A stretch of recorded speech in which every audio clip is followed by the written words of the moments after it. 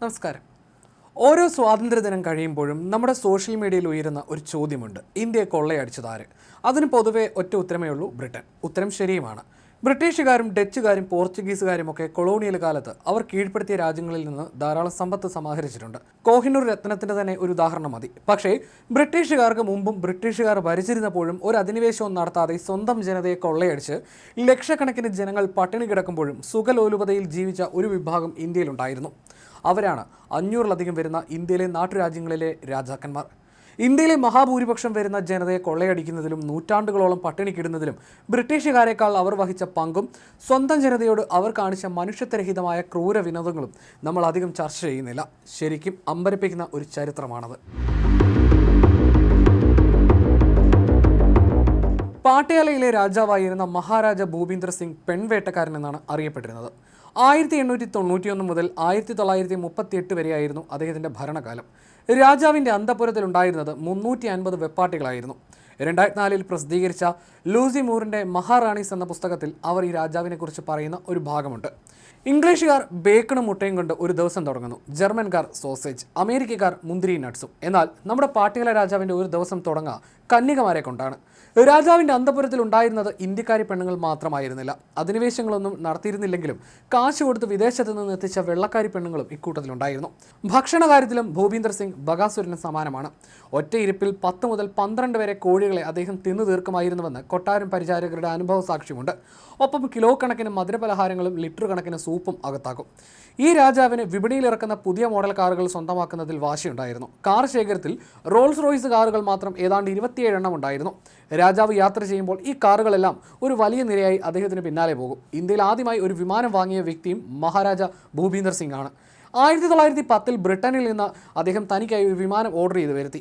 ഇതിനായി പട്യാലയിൽ റൺവേ നിർമ്മിച്ചു. ക്രിക്കറ്റിനോട് വലിയ ഭ്രമമുള്ള ആളായിരുന്നു പട്യാല രാജാവ്. പണം കൊടുത്ത് മികച്ച കളിക്കാരെ സ്വന്തം ടീമിൽ എത്തിക്കുമായിരുന്നു.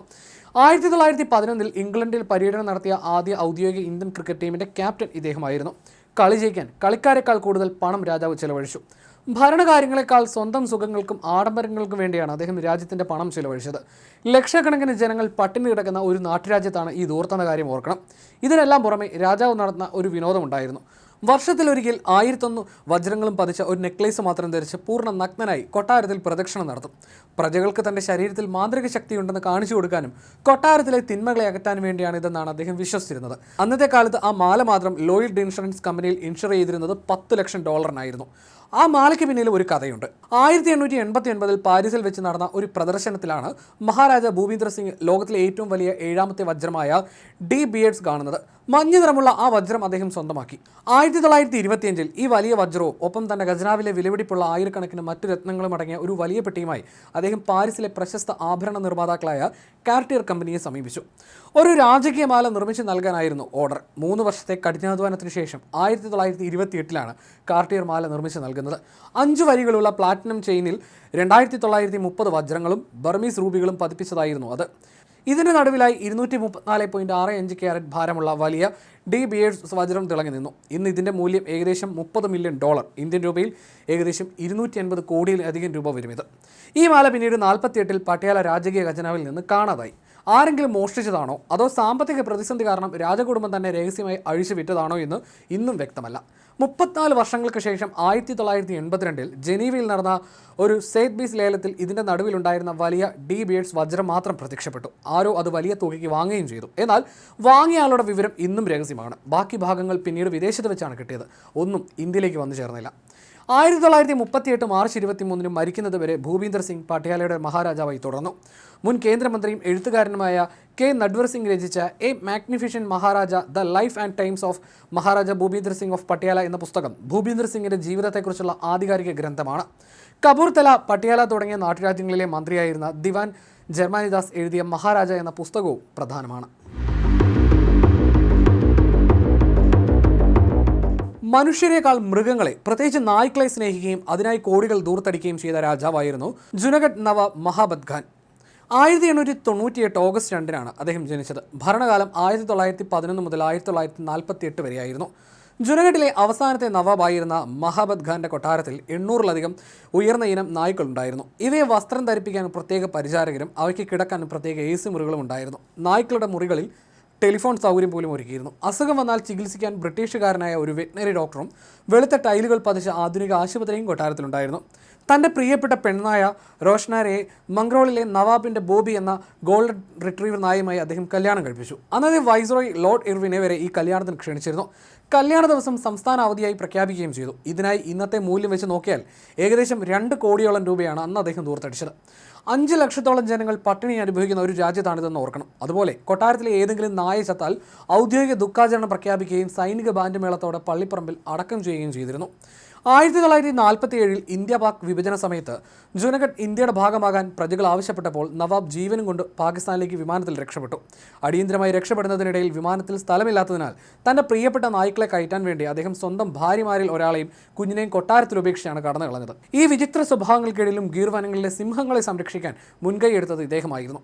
1959 നവംബർ 17 പാകിസ്ഥാനിലെ കറാച്ചിയിൽ വെച്ച് അദ്ദേഹം അന്തരിച്ചു. ലാരി കോളിൻസ്, ഡൊമിനിക് ലാബിയർ എന്നിവർ ചേർന്ന് എഴുതിയ വിഖ്യാതമായ സ്വാതന്ത്ര്യ അർദ്ധരാത്രിയിൽ എന്ന പുസ്തകത്തിൽ ഇദ്ദേഹത്തിൻ്റെ വിചിത്രമായ രീതികൾ എടുത്തു പറയുന്നുണ്ട്. ഇന്ത്യയുടെ നാട്ടുരാജ്യങ്ങളുടെ ലയനത്തിന് ചുക്കാൻ പിടിച്ച മലയാളി ഉദ്യോഗസ്ഥനായ VP മേനോൻ്റെ destruction of Hyderabad, integration of Indian states എന്ന പുസ്തകത്തിൽ വിഭജനകാലത്തെ അദ്ദേഹത്തിൻ്റെ പലായനത്തെക്കുറിച്ചും കൃത്യമായ ചരിത്രരേഖകൾ നൽകുന്നു. ദിവാൻ ജർമാനിദാസ് എഴുതിയ മഹാരാജ, SH കവാദി എഴുതിയ Junagadh A princely state of India എന്ന പുസ്തകവും നവാബിൻ്റെ വിചിത്ര ജീവിതം അടിവരയിടുന്നു. ഹൈദരാബാദ് നാട്ടുരാജ്യത്തിലെ അവസാനത്തെ ഭരണാധികാരിയായിരുന്ന മിർ ഉസ്മാൻ അലി ഖാൻ എന്ന നിസാമിൻ്റെ ജീവിതം വലിയൊരു വൈരുദ്ധ്യമായിരുന്നു. ലോകത്തിലെ ഏറ്റവും വലിയ ധനികനായിരുന്നിട്ടും വ്യക്തി ജീവിതത്തിൽ അദ്ദേഹം കടുത്ത പിശുക്കനായിരുന്നു. എന്നാൽ തൻ്റെ ആഡംബരങ്ങൾക്കും അന്തഃപുര സുഖങ്ങൾക്കും വേണ്ടി കോടികൾ ഒഴുക്കാനും അദ്ദേഹം മടിച്ചില്ല. 184.75 ക്യാരറ്റ് ഭാരമുള്ള ലോകത്തിലെ ഏറ്റവും വലിയ 7ാമത്തെ വജ്രമായ ജേക്കബ് ഡയമണ്ട് നിസാമിൻ്റെ പക്കലാണ് ഉണ്ടായിരുന്നത്. ഇന്നത്തെ വിപണിയിൽ ഇതിന് ഏകദേശം 1500 കോടിയിലധികം രൂപ വില വരും. ഇത്രയും വിലപിടിപ്പുള്ള ഈ വജ്രം അദ്ദേഹം തൻ്റെ കൊട്ടാരത്തിലെ മേശപ്പുറത്ത് വെറും ഒരു പേപ്പർ വെയിറ്റ് ആയിട്ടാണ് ഉപയോഗിച്ചിരുന്നത്. തൻ്റെ അച്ഛൻ്റെ പഴയൊരു ഷൂവിനുള്ളിൽ നിന്നാണ് അദ്ദേഹത്തിന് ഈ വജ്രം അപ്രതീക്ഷിതമായി ലഭിച്ചതെന്നും പറയപ്പെടുന്നു. നോട്ടുകൾ ചാക്കിൽ കെട്ടിയാണ് നിസാം സൂക്ഷിച്ചത്. അദ്ദേഹത്തിൻ്റെ കൊട്ടാരത്തിലെ കാർപ്പറ്റുകൾക്കിടയിൽ ദശലക്ഷക്കണക്കിന് രൂപയുടെ നോട്ടുകളും നാണയങ്ങളും ഒളിപ്പിച്ചിട്ടുണ്ടായിരുന്നു. ഇവ എലികൾ കരണ്ട് തിന്നാതിരിക്കാൻ പിന്നീട് വലിയ ചാക്കുകളിലാക്കി കൊട്ടാരത്തിൻ്റെ വശങ്ങളിൽ കാവൽ നിർത്തി സൂക്ഷിച്ചു.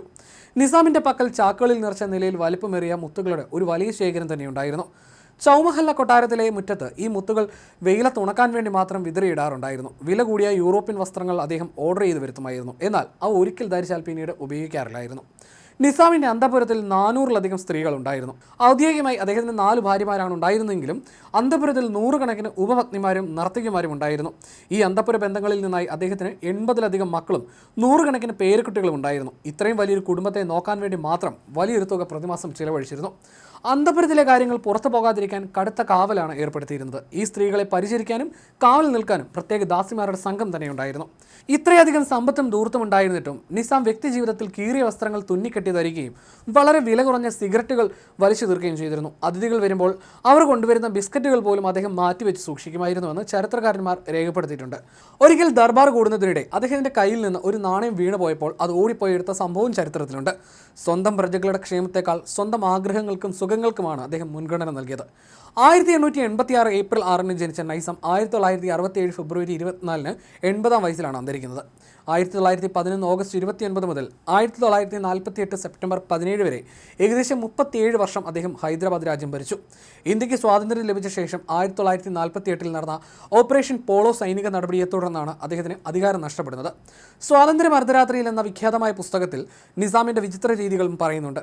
AG നുറാനി എഴുതിയ the destruction of Hyderabad, John Zubrzycki എഴുതിയ the last Nizam, the rise and fall of India's greatest princely state എന്ന പുസ്തകത്തിലും നിസാം ചരിത്രം വിശദമായി പ്രതിപാദിക്കുന്നു. അവധ് അല്ലെങ്കിൽ ഔധിലെ 10ാമത്തെയും അവസാനത്തെയും നവാബായിരുന്ന വാജിദ് അലി ഷാ ചരിത്രത്തിൽ അറിയപ്പെടുന്നത് തന്നെ അദ്ദേഹത്തിൻ്റെ അതിഭീമമായ ആഡംബരപ്രിയത്തിൻ്റെയും സ്ത്രീകളോടുള്ള അമിതമായ താല്പര്യത്തിൻ്റെയും പേരിലാണ്. നവാബ് ലക്നൌവിൽ നിർമ്മിച്ച വിചിത്രമായ ഒരു കൊട്ടാരമായിരുന്നു പരീഖാന. 100 കണക്കിന് സുന്ദരിമാരായ പെൺകുട്ടികളെ രാജ്ഭവൻ്റെ ചിലവിൽ ഇവിടെ താമസിപ്പിച്ചിരുന്നു.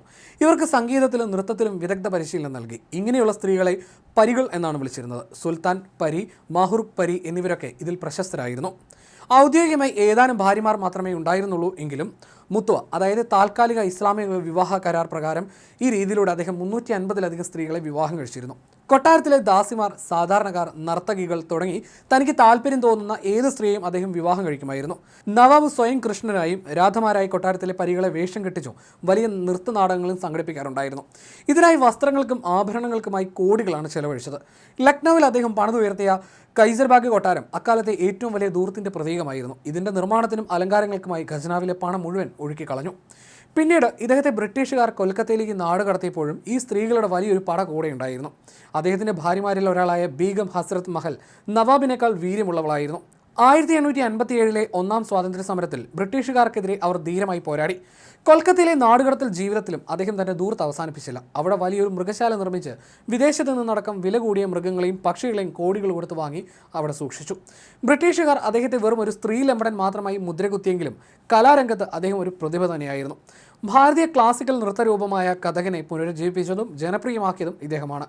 അതുപോലെ പ്രശസ്തമായ തുമ്രി സംഗീതശാഖയ്ക്കും അദ്ദേഹം വലിയ സംഭാവനകൾ നൽകി. എന്നാൽ ഈ കലാ അഭിരുചിയും സുഖലോലുപതയും കാരണം അദ്ദേഹം ഭരണം പൂർണ്ണമായി അവഗണിച്ചു. ഇതേ തുടർന്ന് ദുർഭരണം ആരോപിച്ച് 1856-ൽ ലോർഡ് ഡൽഹൌസി ഔത്ത് രാജ്യം ബ്രിട്ടീഷ് സാമ്രാജ്യത്തോട് ചേർക്കുകയും നവാബിനെ തടവുകാരനാക്കുകയും ചെയ്തു. ഈഷ് ഖനാമ എന്ന അദ്ദേഹത്തിന്റെ സ്വന്തം ആത്മകഥയും റോസി ലെവലിൻ ജോൺസ് എഴുതിയ the last king in one India Wajid Ali Shah എന്ന പുസ്തകവും ഈ വിവരങ്ങളിലേക്ക് വെളിച്ചം വീശുന്നു. രാജസ്ഥാനിലെ ആൽവാർ നാട്ടുരാജ്യത്തിലെ മഹാരാജാവായിരുന്ന ജയ്സിംഗ് പ്രഭാകർ വിചിത്രമായ വിനോദങ്ങളുടെയും അതിശയിപ്പിക്കുന്ന ആഡംബരങ്ങളുടെയും കാര്യത്തിൽ ചരിത്രത്തിൽ പ്രശസ്തനാണ്. 1892 മുതൽ 1933 വരെയായിരുന്നു അദ്ദേഹത്തിന്റെ ഭരണകാലം. ഇന്ത്യൻ രാജാക്കന്മാരുടെ പ്രതികാര കഥകളിൽ ഏറ്റവും ജനപ്രിയമായ ഒന്നാണ് Jaising Rolls Royce car ചവറുവണ്ടിയാക്കിയത്. 1920-കളിൽ London സന്ദർശിക്കുന്നതിനിടയിൽ Jaising സാധാരണ വസ്ത്രം ധരിച്ച് അവിടുത്തെ പ്രശസ്തമായ റോൾസ് റോയ്സ് കാർ ഷോറൂമിൽ കയറി. സാധാരണക്കാരനായ ഒരു ഭാരതീയൻ എന്ന് കരുതി അവിടുത്തെ ബ്രിട്ടീഷുകാരനായ സെയിൽസ്മാൻ അദ്ദേഹത്തെ അപമാനിക്കുകയും പുറത്താക്കുകയും ചെയ്തു. അപമാനിതനായ രാജാവ് കൊട്ടാരത്തിൽ തിരിച്ചെത്തി തൻ്റെ ഔദ്യോഗിക രാജകീയ വസ്ത്രങ്ങൾ ധരിച്ച് വലിയൊരു സംഘത്തോടൊപ്പം വീണ്ടും ഷോറൂമിലെത്തി. അവിടെയുണ്ടായിരുന്ന മുഴുവൻ കാറുകളും അദ്ദേഹം ഒറ്റയടിക്ക് വാങ്ങി. ഈ കാറുകൾ ആൽവാറിലേക്ക് എത്തിച്ച ശേഷം അദ്ദേഹം അവയെ കൊട്ടാര ആവശ്യങ്ങൾക്ക് ഉപയോഗിച്ചില്ല. പകരം ആൽവാർ നഗരത്തിലെ തെരുവുകളിൽ ചപ്പ് ചവറുകൾ വാരുന്നതിനായി നഗരസഭയ്ക്ക് വിട്ടുകൊടുത്തു.